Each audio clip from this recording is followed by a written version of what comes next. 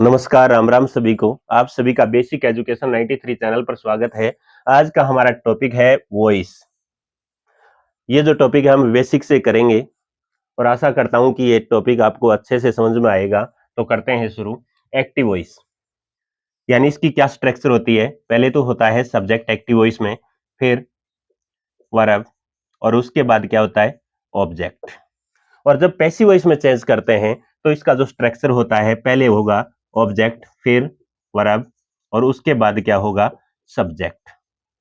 तो देखिएगा passive voice में चेंज कर रहे हैं तो सबसे पहले हमें ऑब्जेक्ट लेना है। ऑब्जेक्ट क्या है इसमें मोहन।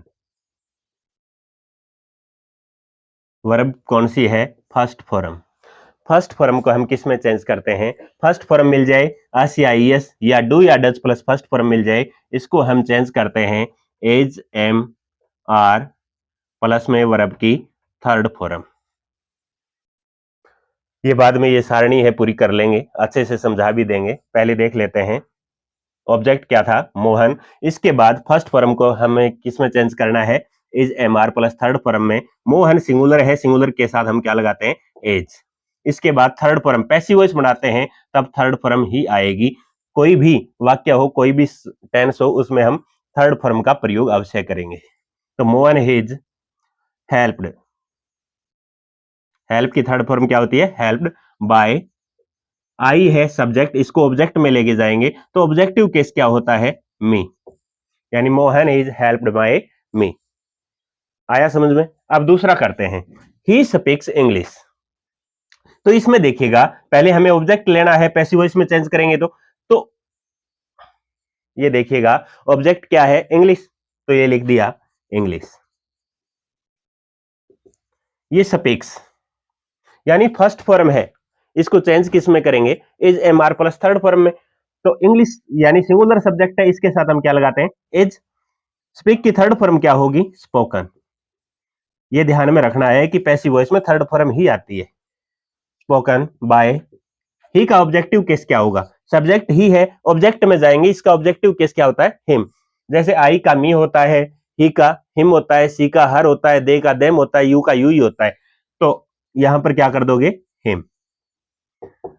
इतनी बात क्लियर हुई। इसके बाद देखिएगा दे प्लेड द मैच। तो इसमें क्या करना है द मैच सेकंड फॉर्म है। सेकंड फॉर्म यानी फर्स्ट फॉर्म को तो किस में चेंज कर रहे थे is am are plus third form में, और सेकंड को किस में चेंज करेंगे was were plus third form में।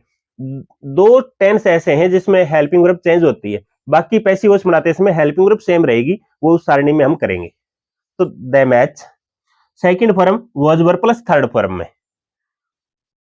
तो वॉज प्लूरल सब्जेक्ट होता तो वर्क करते, अब क्या करेंगे वॉज। इसके बाद प्लेड बाय देम कर सकते हैं, बाकी कोई आवश्यकता नहीं होती देम की। प्लूरल जो सब्जेक्ट होते हैं उसको हम ऑब्जेक्टिव केस में ले जाने की आवश्यकता नहीं होती। जैसे पीपल हो गया, उसको भी नहीं ले जाना। समवन समबॉडी सब्जेक्ट आए, उसको भी हम ऑब्जेक्टिव केस में नहीं ले जाते। हाँ, सिंगुलर जो सब्जेक्ट होते हैं यू होता है और इनको हम ऑब्जेक्टिव केस में ले जाते हैं, वो हम बाद में भी समझेंगे। इसके बाद देखिएगा ये है वी आर लर्निंग पंजाबी। तो इसमें देखिएगा यानी ऑब्जेक्ट क्या है हमारे पास पंजाबी, यहां पर लिख लेते हैं पंजाबी।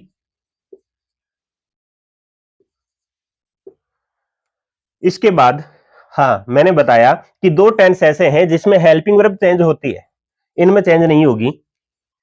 पंजाबी के साथ क्या आएगा इज एम आर में से इज आएगा, क्योंकि ये जो सब्जेक्ट है सिंगुलर है, सिंगुलर के साथ क्या लगाते हैं इज, प्लूरल के साथ आर और आई के साथ एम लगाते हैं। पंजाबी इज।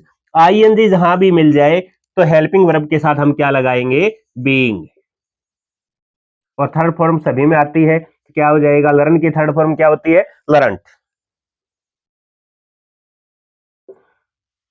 बस इतना ही करेंगे। वी को वहां पर ऑब्जेक्टिव केस में ले जाने की आवश्यकता नहीं है, बायस करने की कोई आवश्यकता नहीं, इतना कर सकते हैं पंजाबी इज बीइंग लर्न। तो जो प्लूरल जो सब्जेक्ट होते हैं उनको या समवन समबॉडी है, इसको वहां पर ले जाने की आवश्यकता नहीं है ऑब्जेक्टिव केस में, बाकी सिंगुलर और यू को वहां पर ले जाते हैं ऑब्जेक्टिव केस में। तो अब देखिएगा, पहले सारणी समझ लेते हैं, इसके बाद अन्य एग्जांपल करेंगे, इंटेरोगेटिव भी करेंगे, नेगेटिव भी करेंगे। ये देखिएगा, वर्ब की फर्स्ट फॉर्म डू या डज प्लस फर्स्ट फॉर्म है, किस में चेंज करते हैं? Is, am, are plus third form में। अब देखिएगा, बाकी जो हेल्पिंग वर्ब है वो चेंज नहीं होती, इज, एम, आर है, तो इसमें क्या रहेगा? Is, am, are. इसके बाद आईएनजी है, आईएनजी के लिए हम क्या लगाते हैं? बीइंग, और थर्ड फॉर्म सभी में आएगी। ठीक है, याद कुछ भी नहीं करना। इज, एम, आर है तो हेल्पिंग वर्ब सेम है, इज, एम, आर। आईएनजी है तो क्या लगाएंगे? बीइंग, थर्ड फॉर्म सभी में आएगी। अब देखिएगा, has, have plus third form, तो हैज, हैव, हैड कहीं भी मिल जाए, बीन लगाना है। हैज या हैव प्लस में बीन प्लस थर्ड फॉर्म तो होती है, पैसिव वॉइस में थर्ड फॉर्म आएगी। तो has, have plus been plus third form. आगे देखिएगा, सेकंड फॉर्म और डिड प्लस फर्स्ट फॉर्म। ऊपर देखिएगा, फर्स्ट फॉर्म या डू या डज प्लस फर्स्ट फॉर्म को किस में चेंज किया था हमने? Is, am, are plus third form में। और सेकंड या डिड प्लस फर्स्ट है, इसको हम चेंज करेंगे वाज, वर प्लस वर्ब की थर्ड फॉर्म में। इतना समझ में आया? इसके बाद देखते हैं वाज, वर, हेल्पिंग वर्ब, दो को छोड़ के बाकी सेम रहती है, इसमें चेंज होती है हेल्पिंग वर्ब और इसमें चेंज होती है, बाकी में सेम। क्या हो जाएगा? वाज, वर का वाज, वर। आईएनजी है, आईएनजी के लिए क्या लगाते हैं? बीइंग, और थर्ड फॉर्म सभी में आएगी। आगे देखिएगा, हेड प्लस थर्ड फॉर्म, मैंने ऊपर बताया था, हैज, है, हेड मिल जाए तो उसके साथ बीन लगाना है। Had plus been plus verb की थर्ड फॉर्म। इतनी बात समझ में आई? Has, have, been plus third form था ऊपर, यहां पर क्या है? Had plus been plus verb की थर्ड फॉर्म। आगे देखिएगा, मॉडल कोई भी हो, will, shall, can, could, may, might, must, कोई भी मॉडल है, उसके बाद बी लगाते हैं, उसके बाद थर्ड फॉर्म करते हैं। यहां पर देखिएगा, विल या शैल प्लस में बी प्लस में वर्ब की थर्ड फॉर्म। इतनी बात समझ में आई? विल या शैल प्लस फर्स्ट है, या कैन प्लस फर्स्ट मिल जाए, शुड प्लस मस्ट फर्स्ट मिल जाए, मस्ट यानी मॉडल कोई भी हो उसके बाद फर्स्ट मिल जाए, तो विल या शैल या कोई भी मॉडल है, जैसे कैन है तो कैन बी प्लस थर्ड हो जाएगा, मस्ट है तो मस्ट बी प्लस थर्ड हो जाएगा, शुड है तो शुड बी प्लस थर्ड हो जाएगा, यानी इसके पास बी लगाएंगे और फिर थर्ड हो जाएगा। तो इतनी बात समझ में आई? अगला देखते हैं, विल या शैल plus have plus third form, तो इसमें हैव है, हैव के बाद तो बीन लगाना है, यहां पर क्या कर देंगे?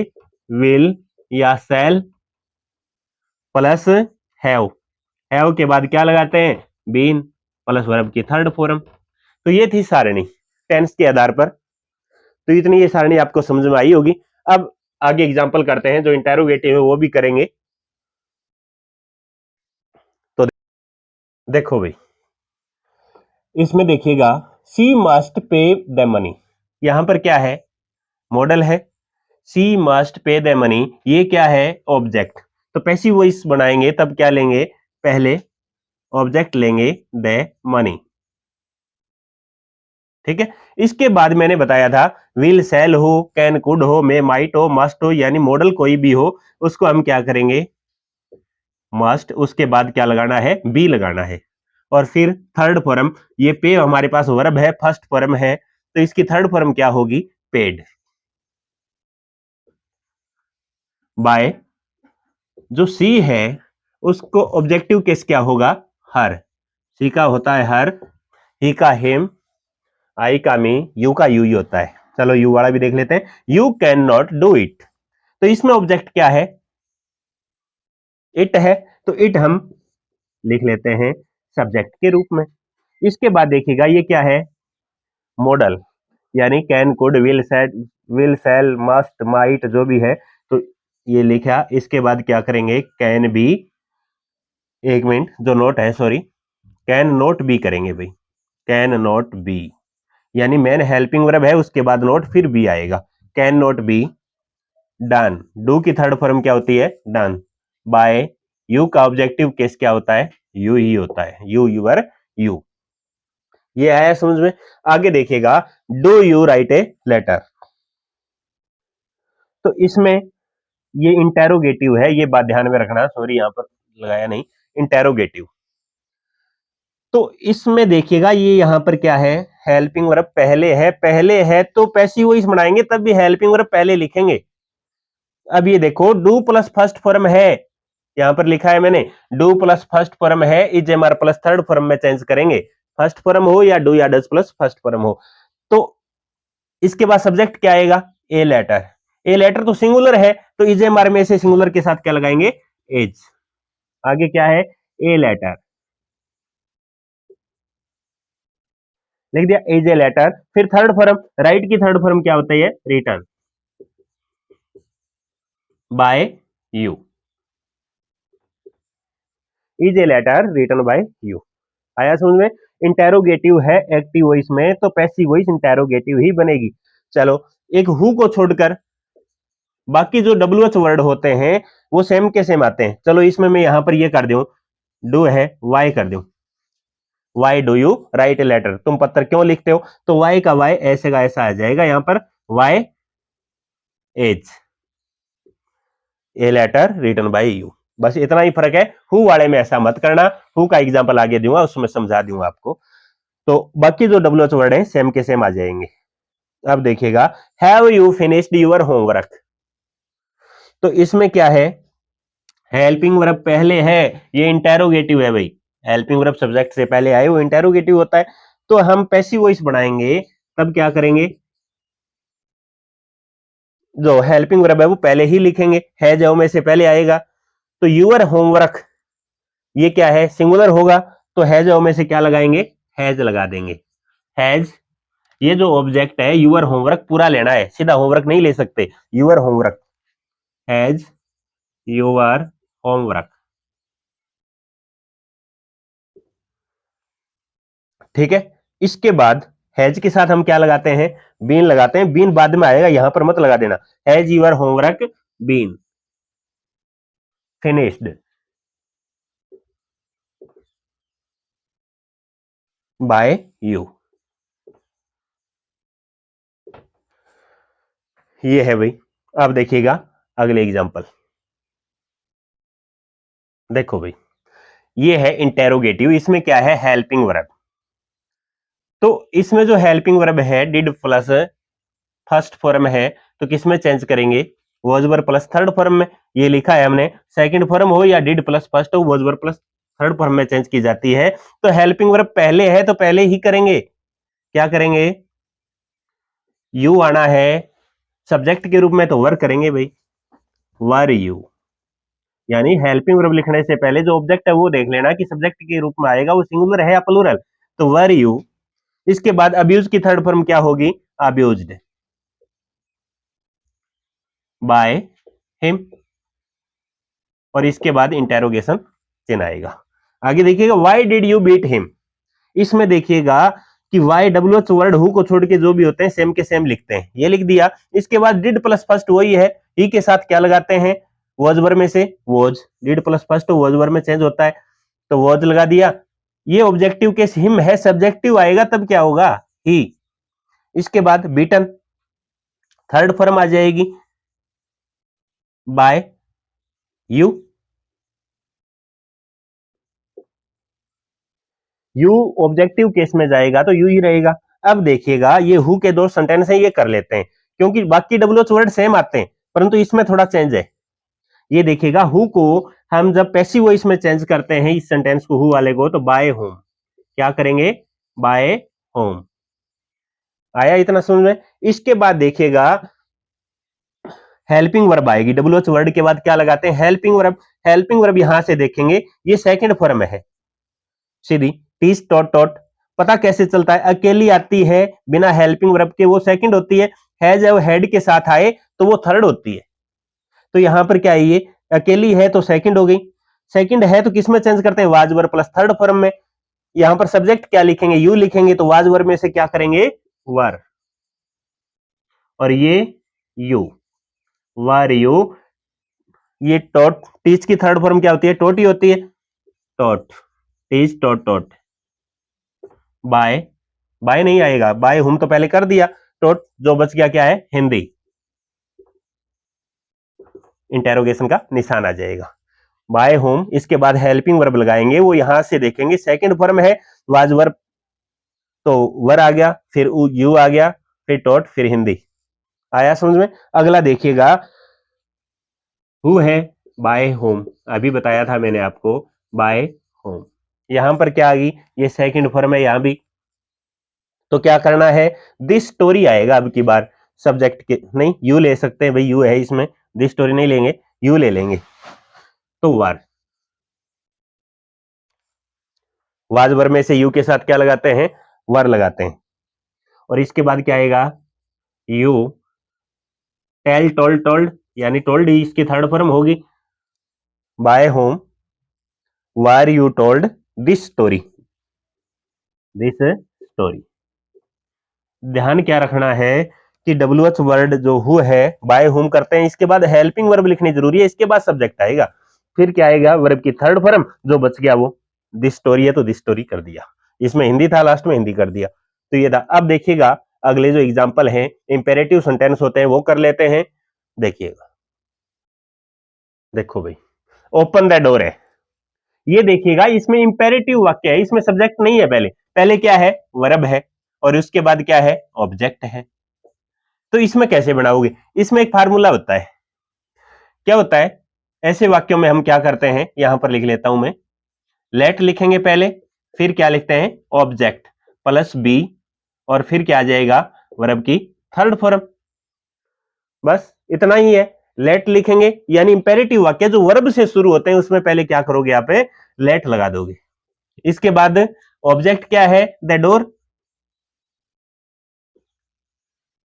इसके बाद बी, और थर्ड फॉर्म क्या होगी, ओपन्ड, ये हो गया बस, इतना ही इंपेरेटिव में, ओपन द डोर आ गया तो let the door be opened. आगे देखिएगा, चेंज यूर क्लॉथ्स, तो इसमें क्या करोगे, लेट कर दिया क्योंकि इंपेरेटिव है, वर्ब से शुरू है, और यूर क्लोथ्स पूरा लेना है, इसमें सीधा क्लोथ्स नहीं ले सकते, दोनों have your clothes, let your clothes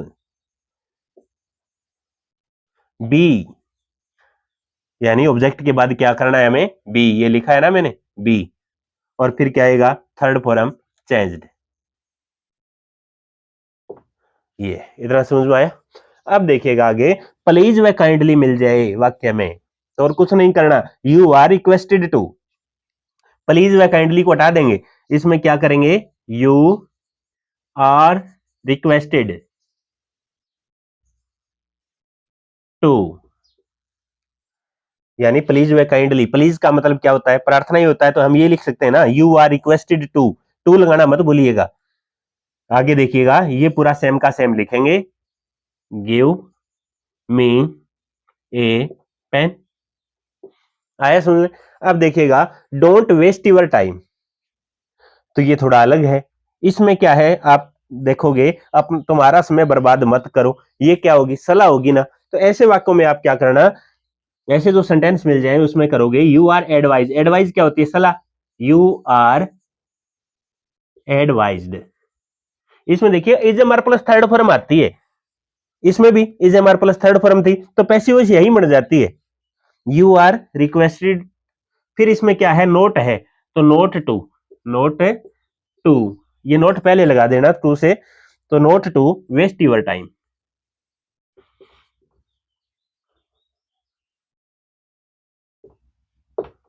आया समझ।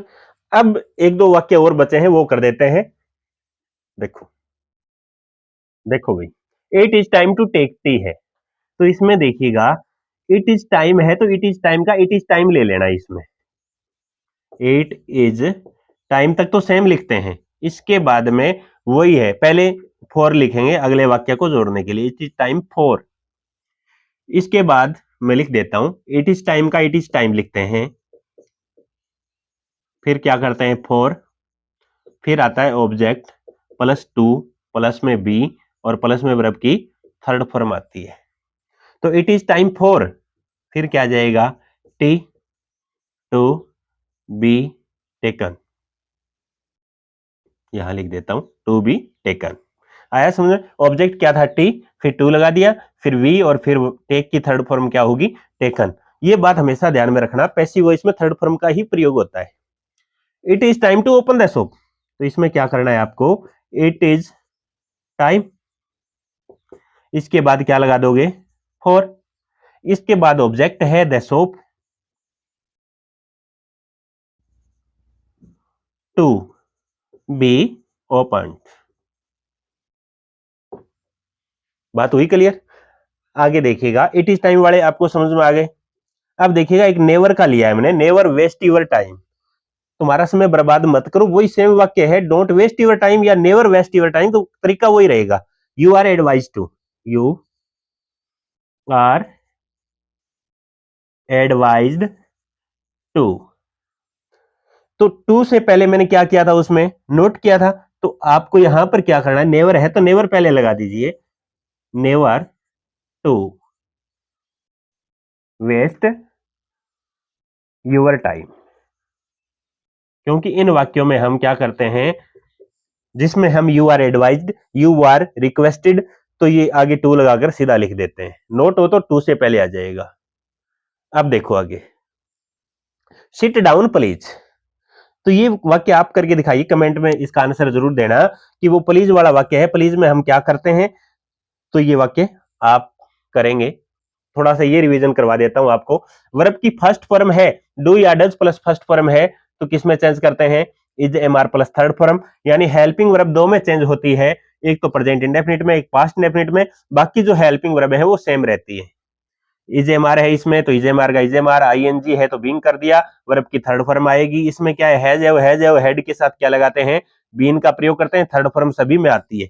अब देखिएगा, second form did plus first है, तो क्या करते हैं, was verb plus third form. अब देखिएगा, इसमें क्या है, वॉज वर्ब प्लस वर्ब की first form plus I N G है, तो वॉज वर्ब का was verb, helping verb same हो गया, आई एन जी है तो क्या करेंगे, बीइंग, थर्ड फॉर्म सभी में आती है। हेड में बताया था, had been plus third. Will या सेल, कोई भी मॉडल हो भाई, विल सेल हो, कैन कुड हो, मे माइट मस्ट जो भी हो, उसके बाद बी लगाकर थर्ड फॉर्म कर देते हैं। और ये देखो हैव है, इसमें will shall have plus third form है, तो हैव के साथ तो बीन लगाते ही हैं। तो ये थी हमारी वीडियो, कैसी लगी कमेंट में अपने सुझाव जरूर देना, और थैंक यू, धन्यवाद।